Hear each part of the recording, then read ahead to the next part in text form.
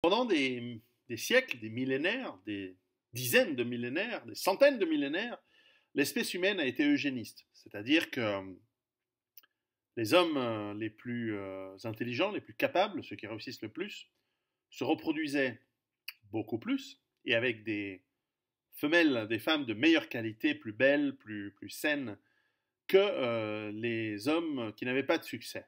Alors parfois il y a des erreurs, parfois il y a de la malchance, parfois il y a des accidents, mais en moyenne c'est ce qui s'est toujours passé. Les hommes les plus forts, les hommes les plus capables, les hommes qui réussissent le mieux, se reproduisaient le plus avec une ou plusieurs femmes, et donc l'espèce humaine s'est améliorée. Avec l'arrivée de l'état social et finalement des droits de l'homme, où l'on considère que toute vie vaut d'être sauvée, quel qu'en soit le prix, à une époque où on envoie des forces spéciales, si c'est la vraie histoire, de gens extrêmement formés, coûteux, un bon matériel génétique, aller sauver des gens qui,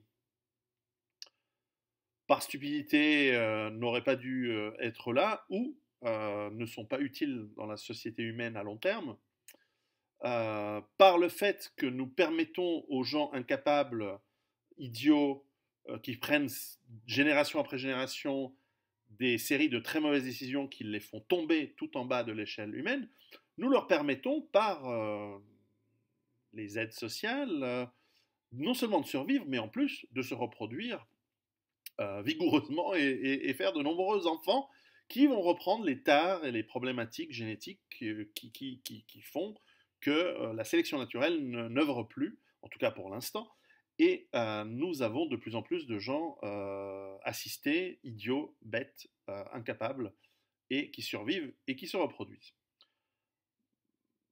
Ce phénomène auquel on ajoute le fait que les personnes intelligentes sont surtaxées pour pouvoir financer les idiots et les inutiles, les personnes capables et intelligentes n'ont aussi moins d'opportunités de faire des enfants parce qu'ils font des études plus tard, notamment les femmes les plus intelligentes sont convaincues souvent de faire des études, finissent par ne pas avoir d'enfants jusqu'à au moins 30-35 ans, et là leur fertilité a tellement baissé que souvent, en tout cas statistiquement, elles sont bien moins capables de faire des enfants, et en tout cas en feront beaucoup moins que je ne veux pas dire qui, est resté à la maison depuis l'âge de 16 ans et en a fait 8 d'ici qu'elle en ait 40. Et à quel moment elle est déjà grand-mère. Et à ce moment-là, elle est déjà grand-mère.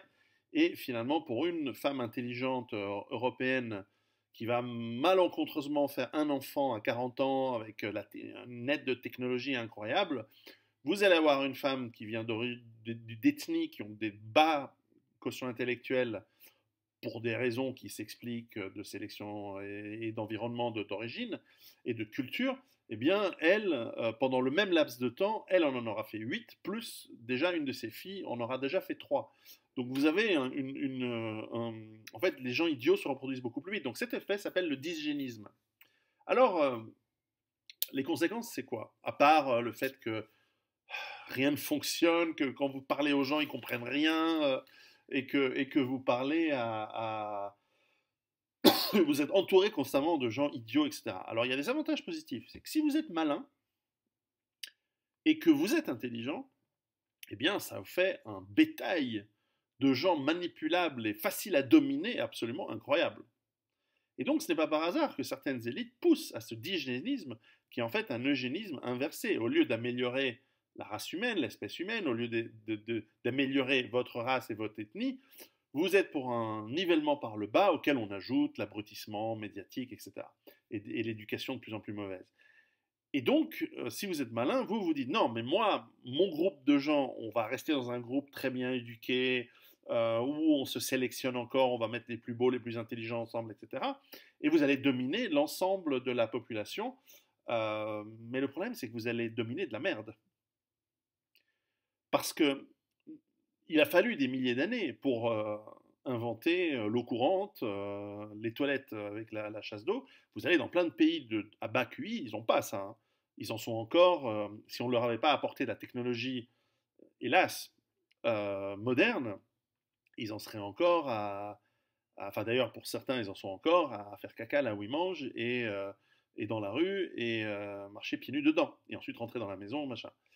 Donc, la problématique, c'est qu'avec la baisse de quotient intellectuel, vous n'avez plus le remplacement de gens capables de maintenir le système qui a été construit difficilement et avec du temps, qui nous donne le confort que nous avons aujourd'hui et qui nous donne l'efficience dont nous avons besoin pour faire maintenir le fonctionnement de la planète. Et donc, nous allons avoir d'ici quelques temps une majorité de gens extrêmement peu qualifiés et en plus bêtes, vraiment pas capables intellectuellement de comprendre les tenants, les aboutissants, et même d'obéir et d'être à l'heure et de faire les choses. Et nous allons avoir de plus en plus de problèmes, des pannes, des avions qui tombent, des gens qui disent oui, non, mais j'ai réparé le truc, mais en fait, ils ne l'ont pas fait. Des gens qui disent tu dois venir à l'heure pour que le truc puisse partir, ils ne viennent pas. Et rien ne va fonctionner. Et donc, les élites, elles vont se dire merde, notre plan très malin de transformer l'essentiel des populations du monde dans des trucs, dans une masse informe de consommateurs extrêmement stupides et très peu intelligents génétiquement, eh bien, en fait, ils n'arrivent pas à faire fonctionner le système, donc ils n'arrivent pas à gagner de l'argent, donc ils n'arrivent pas à consommer, et en plus, on n'arrive plus à produire parce qu'il n'y a plus rien qui fonctionne. Donc, ils vont avoir deux choix. Soit, ils disent, on remplace tout le monde, et d'ailleurs, ils vont probablement le faire.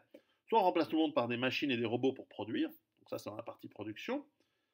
Et puis pour les services, on va aussi utiliser des machines et puis on va essayer de garder les plus intelligents comme contremaîtres et de faire tout ça. Mais en fait, cette masse de consommateurs qui consomment quand même des ressources, hein, ces ressources qui deviennent précieuses, qui deviennent rares, on n'en a pas vraiment besoin. Donc après une phase on va dire, de semi-effondrement par le manque de compétences et par les pannes répétées et le fait que plus rien ne fonctionne, je pense que les élites vont dire, bon, il faut éliminer ces gens physiquement. Et donc, en fait, il va y avoir, s'il n'y a pas un effondrement avec une sélection naturelle automatique qui en fait partie, je pense qu'il y aura une sélection naturelle qui va être organisée. Et je ne sais pas par quels moyens précisément, parce que les moyens biologiques s'en fichent de votre quotient intellectuel. Alors, l'hygiène, et donc, vous savez, les gens intelligents sont plus hygiéniques que les gens bêtes, et donc s'en sortent mieux en cas d'épidémie. Mais bon, c'est quand même, il y a quand même de la casse en pourcentage, même chez les gens intelligents. Vous savez, quand il y avait à l'époque des pestes, on accusait souvent les juifs parce que les juifs avaient des taux de mortalité plus faibles. Mais en fait, c'est parce que dans leur religion, à cette époque, ils imposaient des règles d'hygiène religieuses beaucoup plus strictes que, par exemple, les chrétiens. Et donc, ou que les païens plus avant au Moyen-Orient. Et que donc, proportionnellement, ils mouraient moins. Alors, je sais que beaucoup les accusaient de propager la peste, mais on sait qu'en tout cas, c'est pas comme ça que ça fonctionne, puisque personne ne comprenait à cette époque comment ça fonctionnait. Mais enfin, moi, j'y étais pas. En revanche, quand il y avait la peste, les juifs dans les ghettos mouraient aussi. Donc, on peut pas. Enfin, quand je parle des élites, hein, je pense pas je ne sais pas quelles sont les méthodes, mais clairement, logiquement, d'un point de vue de raisonnement, il va y avoir la volonté d'éliminer tous ces gens qui servent à rien, de leur point de vue, et puis même objectivement, qui ne sont pas utiles à l'évolution de l'espèce humaine vers quelque chose de plus élaboré. Alors après, j'en sais rien, je ne connais pas les tenants, les aboutissants de Mère Nature. Peut-être qu'en fait, elle a besoin de gens pas très intelligents, mais qui se reproduisent beaucoup, pour des dessins que je ne comprends pas et que nous ne comprenons pas encore, et qu'en fait, les gens intelligents capables, qui ont aussi de l'altruisme, en fait, c'est un problème dans la nature, puisque c'est à cause d'eux que la plupart des gens idiots se sont reproduits en masse. Ou alors on a été manipulé par des petites élites très malignes. Mais j'y étais pas non plus. Bref, donc ça c'est en fait c'est l'aspect le plus rigolo et le plus effrayant de l'effondrement, c'est en fait de s'imaginer que bientôt il n'y a plus rien qui va marcher parce qu'on est entouré de débiles. Et c'est un peu le Idiocratie de Mike Judge, du film excellent qu'il a produit et tourné, où en fait on voit un monde où rien ne marche parce que plus personne ne sait faire fonctionner les choses et que les masses de gens abrutis nous submergent.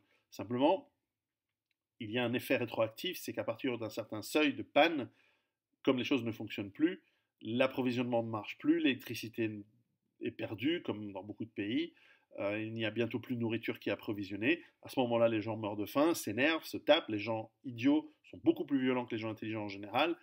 À ce moment-là, il y a réduction de la population parce que c'est le bordel. et on recommence à zéro et on se retrouve à une technologie soit du néolithique, soit du Moyen Âge ou de la pré-Renaissance, je ne sais pas. Mais en tout cas, on va recommencer à nouveau avec de la sélection naturelle où les gens capables vont pouvoir plus se reproduire, avoir plus d'accès à la reproduction, vont survivre statistiquement plus que les autres et on revient à la règle habituelle de l'être humain, sauf que cette fois, il va falloir faire attention aux petits malins. Il va falloir leur donner un coup de masse d'armes sur la tronche avant qu'ils puissent prendre les commandes. À très bientôt et préparez-vous à la bêtise des gens aussi. C'est pénible d'ailleurs.